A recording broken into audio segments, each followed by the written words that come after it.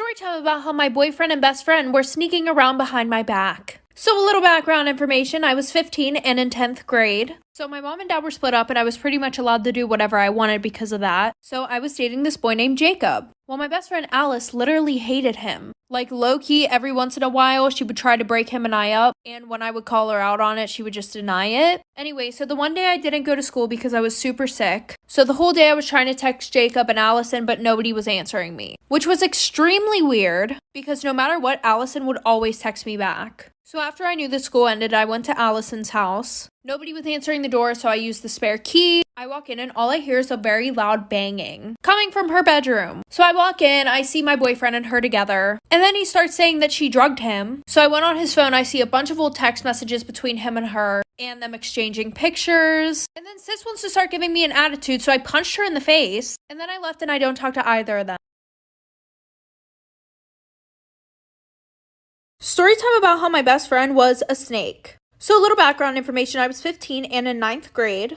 And I've been best friends with this girl who we're going to call Callie since 5th grade. Well, fast forward to 8th grade, there was this guy in my class that I really liked. And obviously I told Callie about it because, like, duh, she is my best friend. And she has never talked to this boy. She never even knew who he was before I had told her about him. And by the way, we're going to call him Jake. Well, eventually him and I started talking and she was hyping us up. Like, she really wanted us to be together so bad. And I was really feeling the love and support. Well, not long after that, I had to move to another town for like 3 months because of my dad. So Jake and I, we stopped talking after me being gone for like 2 weeks. And of course, not long after that, one of my friends from home texted me. And she's like, hey, you know Callie and that guy that you were talking to, right? AKA Jake. Obviously, I say yes. Like for part 2.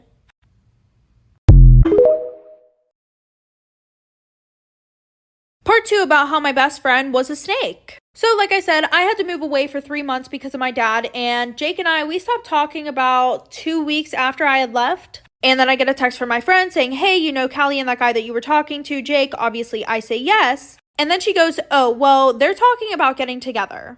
And I was livid. I'm like, dude, I've literally been gone for like less than a month and you're already trying to get with the guy that I liked.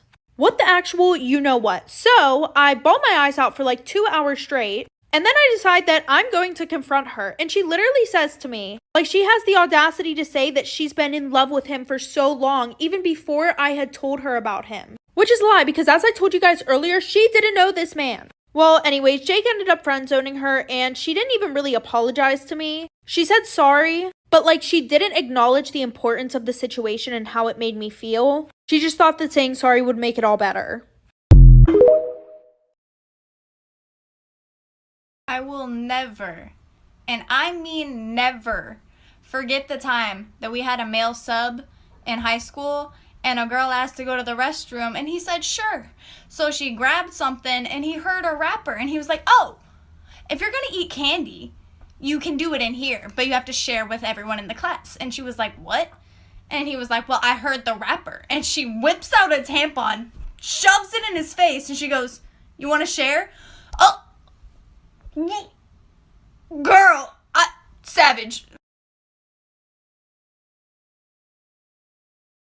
Story time about how a stranger wandered into my house and it led to something amazing. I woke up one night to someone ringing my doorbell over and over vigorously. I looked at the clock and I saw it was 3 a.m. I went to the door and looked out of the peephole and saw a young woman outside on my porch. I opened the door and could immediately tell that she was intoxicated. She started explaining to me that she was at a bar down the street and lost her phone. That's when she asked if she could use mine and call someone for a ride home. It was freezing outside, so I reluctantly let her in. She asked me for water, so I led her to the kitchen. She proceeded to open my fridge and start eating my lunch meat and various other snacks. She then kicked off her heels and sat down at the table with a jar of pickles and started talking to me like she's known me for years. She told me her name was Krista and asked me how work was and what I was up to tomorrow. I reminded her that she needs to call someone to come pick her up and handed her my cell phone. She took the phone and FaceTimed her brother. She told him that she needs a ride but she has no idea where she's at and handed me the phone to talk to him. I told him the situation and gave him my address to come pick her up ASAP. A few seconds later, my doorbell began ringing again and someone started banging on my door. I went to the door and opened it to find a guy outside and he looked furious. This is when things got intense. Part 2 of how a stranger wandered into my house and it led to something amazing. I opened the door and quickly found out that this guy was Chris's boyfriend, and it became clear that they were in some sort of fight. Chris started telling him to leave and accused him of following her and kept screaming at him that it's over between them. The guy turned his attention to me and asked what guy Krista was here to sleep with and began accusing her of coming here to cheat. He started yelling at me for helping her. All of a sudden, he grabbed Krista by her hair and started dragging her out of the house. I quickly ran after them and started screaming at the top of my lungs for him to let her go. Luckily, one of my neighbors heard the commotion and came to our aid. The guy let Krista go, but now he was trying to fist fight my neighbor. A few seconds later, a truck pulled up to my house and a man jumped out, which turned out to be Krista's brother. I quickly explained the situation and helped Krista into his truck. Krista's brother proceeded to confront her boyfriend, who was still making a scene, knocked him out clean with one hit, and drove off, leaving her boyfriend knocked out cold on my front lawn. Her brother texted me the next day thanking me and apologizing for knocking that guy out in my yard. We started texting back and forth and getting along, and I actually asked him out a couple days later. We've been dating for a few months now thanks to his drunk sister stumbling onto my porch. I guess everything happens for a reason. When I was younger, there was a girl I knew who lived in our neighborhood. None of the kids liked her because they claimed that she stank and acted weird. When they talked about her, I kind of felt bad, so I became friends with her. Yeah, of course, I got the, why do you hang out with her? But she really wasn't all that bad. But her scent, they were kind of right about that. One day, she invites me over to her house, and she was very excited because she told me I was the first person to ever come over. And I felt so honored, so I went. But when I went into her house, it smelled very bad, almost nauseating, but I didn't say anything because I didn't want to be rude. She had a lot of uncles that lived with her family. Honestly, it was like 4 to 5 families in one house, to be honest. But she first introduced me to her stepmom. I said hi to her, but she just stared at me in disgust. Then we went to her room to play. As it got later, I told her I needed to go home. But she begged me to stay longer because she was scared. I told her I'd come tomorrow, and she just starts crying. She runs into her bed and falls into her sheets, which lifted her skirt. There were bruises all over her thighs. Let me know if y'all want a part 2. Part 2 about the girl I know who lived in my neighborhood. So it's late and it's time for me to go home. She said she was scared and starts crying. Then she runs into her bed and flops into her sheets. Her skirt lifted and there were bruises all around her thighs. I ask her, what happened? She looks down and quickly pulls her skirt over her bruises. I ask, did someone do that to you? And she says she can't tell me. I ask why. She responds, if I do, they're going to hurt me. So I ran downstairs to her stepmom and told her what I saw. She sits and laughs in my face. I was so confused and asked her, are you going to help her? And she tells me that little hoe can help herself and that I actually should be going home. So I went into the living room where her uncles were and told them. One of them had said, that's why that girl don't need to be bringing random folks into the house, and runs upstairs to her room. One of the other uncles asks, you want to get popped? I shook my head in fear and said no. And he yells at me, telling me to go home. From there, I ran home and never came back. And after that day, she never came back outside. It's been 7 years. To this day, I wonder what happened to her. When I was younger, me and my friend Makai became friends with this new girl who lived in our neighborhood, and we're calling her Valentina. Valentina lived with her brother's mom and her dad, who wasn't around often. He came around maybe once a week. One day, we were all playing outside, playing how regular kids should. Valentina's dad pulls up, sits in the car, and watching us as we're playing. When he finally gets out, he waves at Valentina, then calls over my friend Makaya and asks to speak with her. We're all confused, but then he told her that it was very important that she come and that everyone else has to stay here.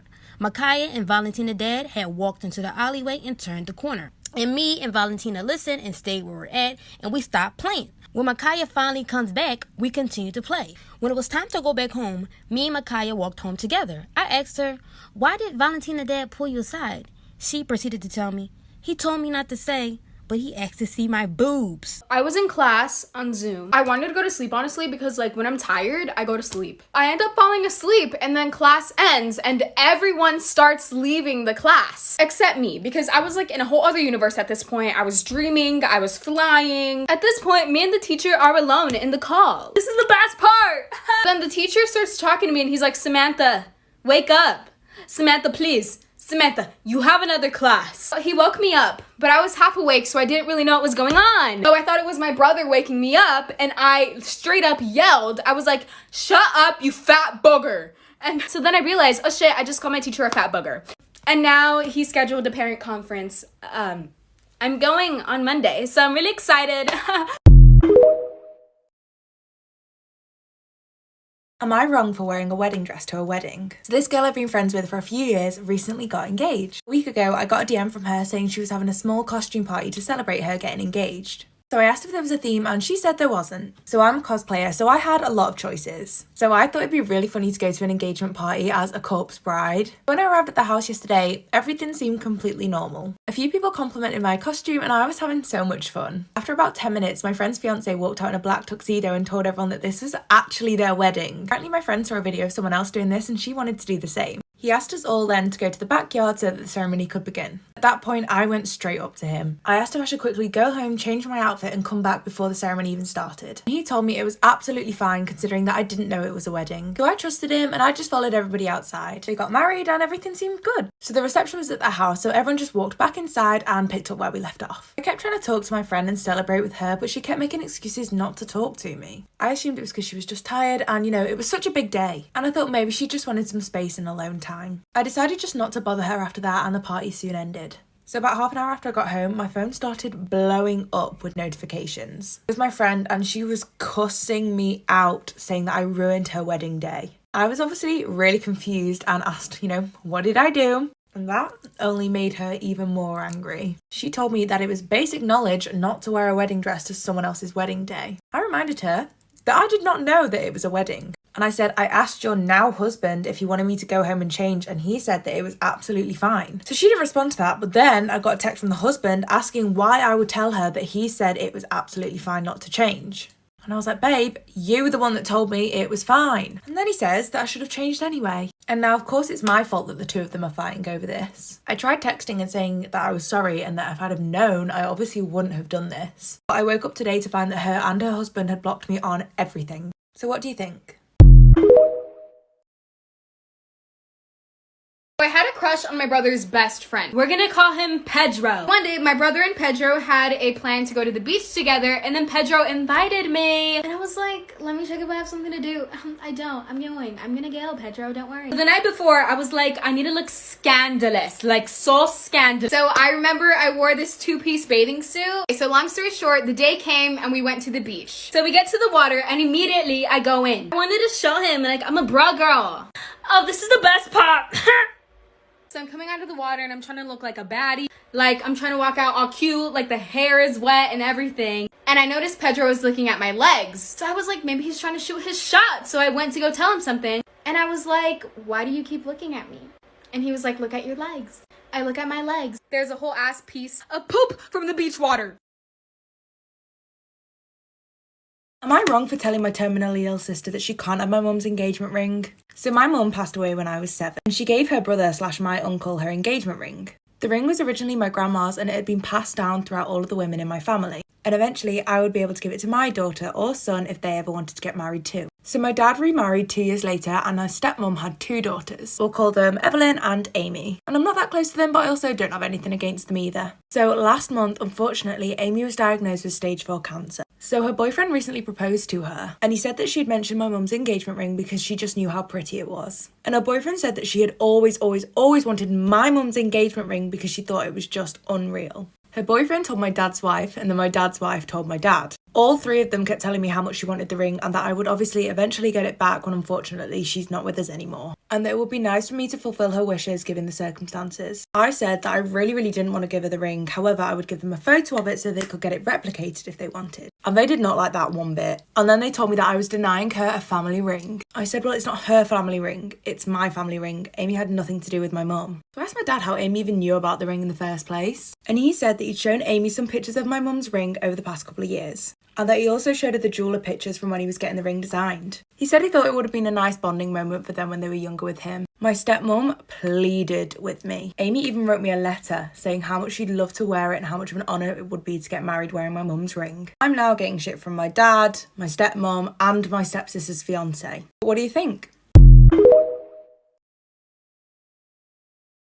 So when I was in high school, a lot of the cool teachers would let the seniors out early last period so they could run to their cars and just go home. But my school had this janitor who everyone called Patchy because he had an eye patch. And before anyone comes for me, it was used endearingly and he knew about it and he called himself Patchy. Anyway, Patchy did not like when the seniors left early and he would zip around on his golf cart like around the parking lot trying to stop people from leaving early. Now the gig was if Patchy caught you and was able to stop you from leaving, like going in front of your car or like driving his golf cart into you. He would give you a detention slip and you weren't able to leave early and you would stay after school. So the funniest thing would be at like 2:30 p.m., you would see the seniors like crawling, like underneath cars, hiding behind bushes. Some people would just go sprint into the parking lot and try to outrun Patchy and his golf cart. And the best is if like someone got caught by him while he was handing out the detention slip, everyone would run.